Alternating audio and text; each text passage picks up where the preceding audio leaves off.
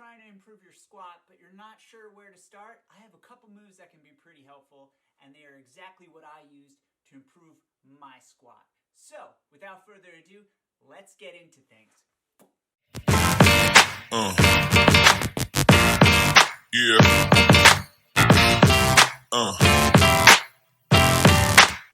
First thing we're going to take a look at is supine breathing.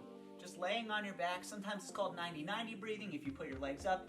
For me, what I like to do is I like to roll down and lay flat on my back. Now, from my back, what I like to make sure is that my heels are in contact with the ground and that my lower back is pressing into the ground. A great way to think about this is imagine you are trying to squish a bug with your lower back. I know it's kind of silly, kind of gross, but it works. The next step is you can take your arms and you can reach them forward. Reaching those arms forward, pushing that lower back into the ground.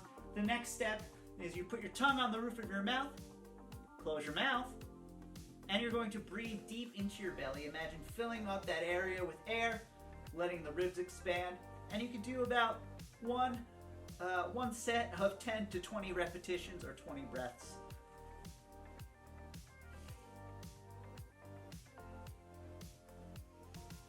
The next move we're going to take a look at is rocking. Now, rocking is something that I do every single day. I first learned about it from Tim Anderson, who wrote the book Becoming Bulletproof. All about crawling, all about rocking, basically fundamental movement patterns. To set up for your rock, you're going to have your hands directly underneath your shoulders, fingers spread out wide, feet about hip width apart, and all you're going to do, as simple as it sounds, is you're going to look forward and you're going to rock back, sitting your butt back. That's all it is. I know it seems kind of simple and kind of easy, but that's the beautiful thing. Now, a couple of reasons why this is so good is one, we are actually focusing on our breathing here. We're checking to see where our hips are in space, how they're feeling, if they're tight.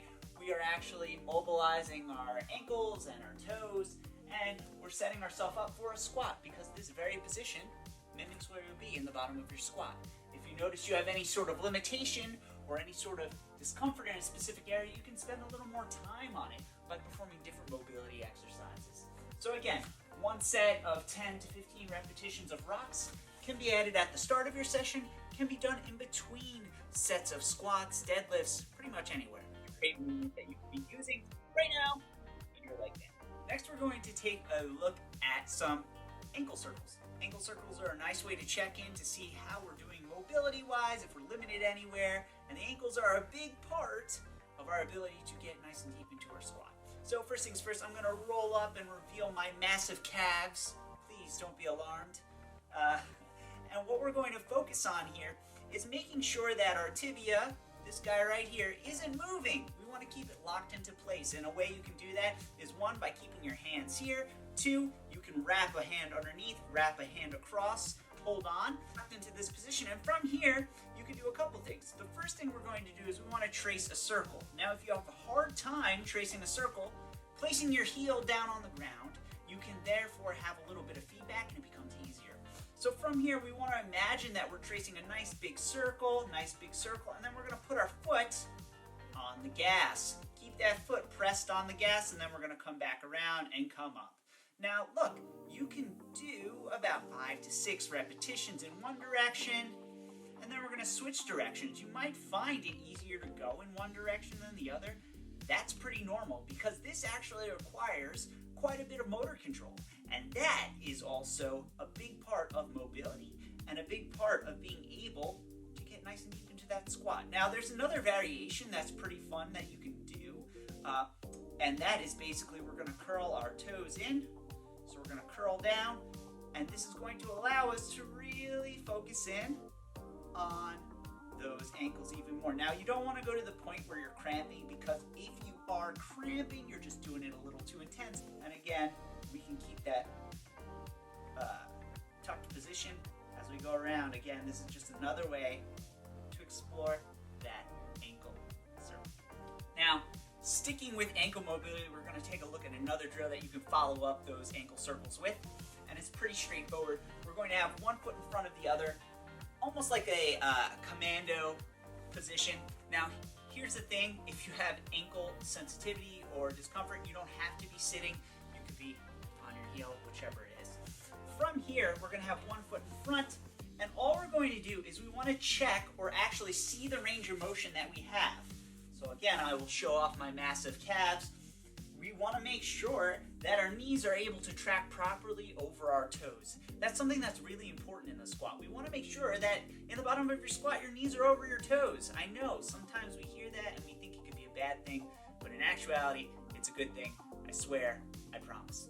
So what we're going to do is we're going to put one hand on our foot, the other hand on our heel, and all we're going to do is we're going to go forward and see what we have going on here. So right now, nothing too bad. I have slight discomfort in my left ankle. I have a little bit of an injury, so I always take my time when I'm doing this. Now the next step is keep that hand on the heel and just come forward and see where we are. So this is what I got today. This is where I am. It's very different than my right side. That's why I wanted to show it. Now from here, what we're going to try and do, I'm going to turn a different direction so you can see. What we're going to do is we're going to allow our knee to track over our toes, and that's why I'm going to call this the knees over toes. There might be a different name for it. Names don't really matter so much as you understand the principles of the exercise. What we're going to do is we're going to allow our knee to track forward, and from here I'm going to let my heel come up. I'm going to come forward as far as I can, and then from here I'm going to rock back, and I'm going to keep my knee in the same position as I drop down. So one more time, I'm going to rock it forward, coming up onto my toes. I want to keep the weight over the big toe, and from here then I'm going to let it come back down. So again, rock forward, and then let that heel come back down. Now if I do it on this leg, I can also show you on this side so you have another view. Again, huge tree trunk, ankle mobility is okay here. From here, I'm going to rock my weight forward as far as I can, go comfortably, and then when I come back, drop my heel down. So up, rock it forward, come back down. About 5 to 10 repetitions is more than enough.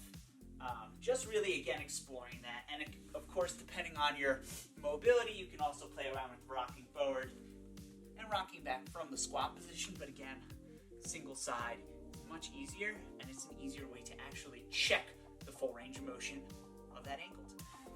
This movement is one of my favorite moves from Animal Flow. It's called a loaded beast, which is a wonderful unweighted way to test, one, your overhead mobility if you're going to do something like an overhead squat, but two, how to actually load the squat.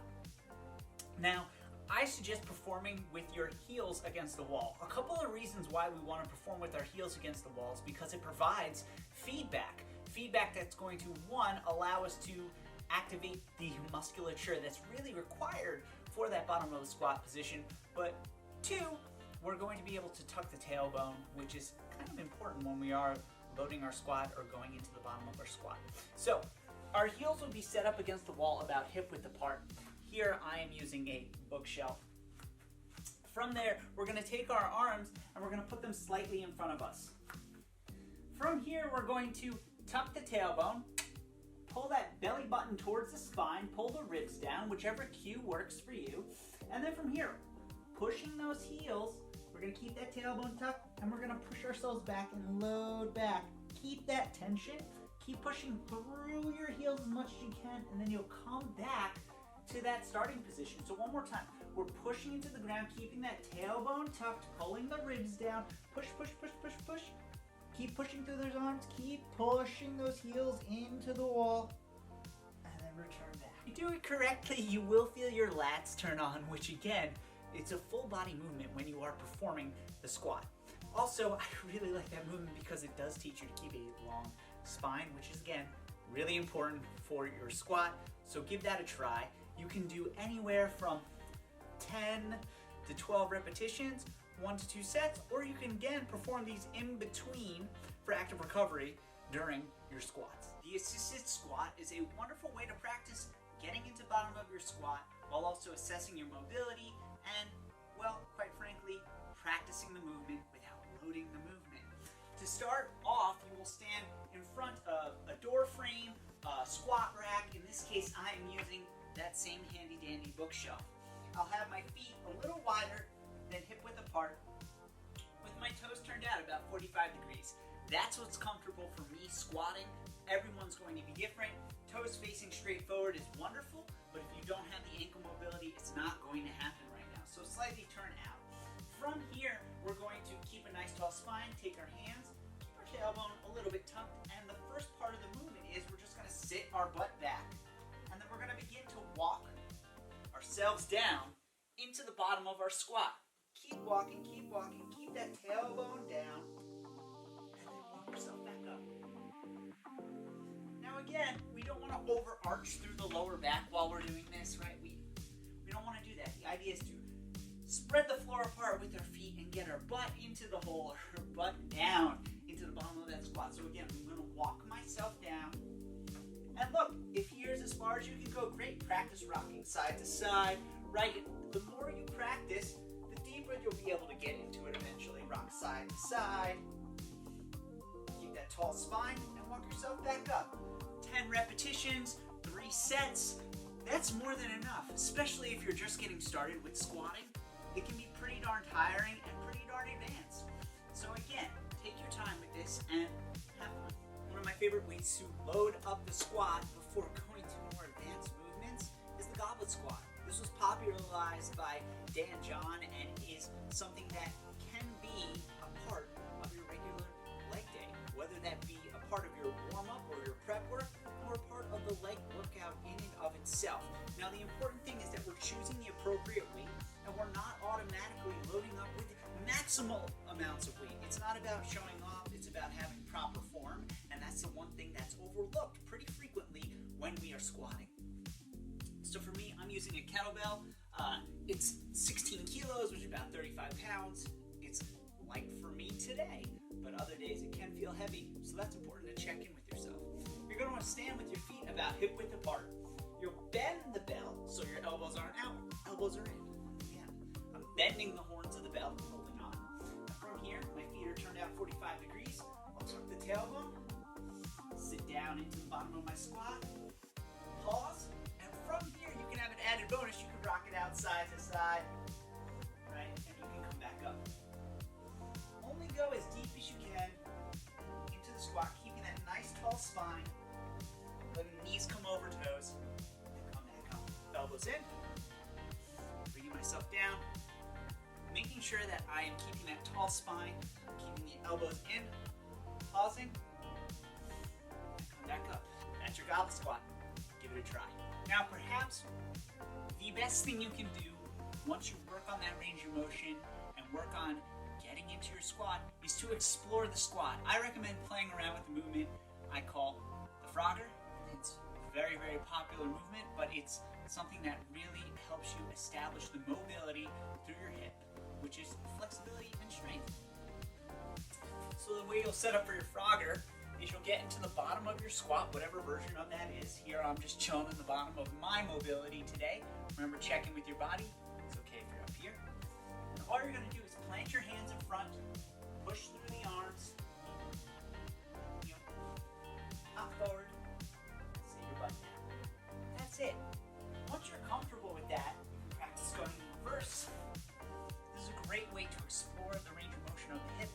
If you are comfortable with that, you can also perform Frogger walks, placing the hands on the ground, loading through the arms, step one foot forward, the other foot forward, reach the arms forward, and sit into your squat. And going in reverse, step back, walk yourself back. Play around with that and see what you can find. The important thing when you're working on your squat is that you're not just trying to load it up with as much weight as possible if you fully can't own the range of motion.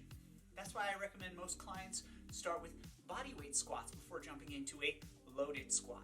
It might seem unsexy, but the actuality of it is we're not looking for rapid results. What we're looking for is long-term success. Long-term sustainable progress is actually pretty easy to find. It just is all about showing up, doing the same movements for sets and repetitions over and over again, and eventually you make progress.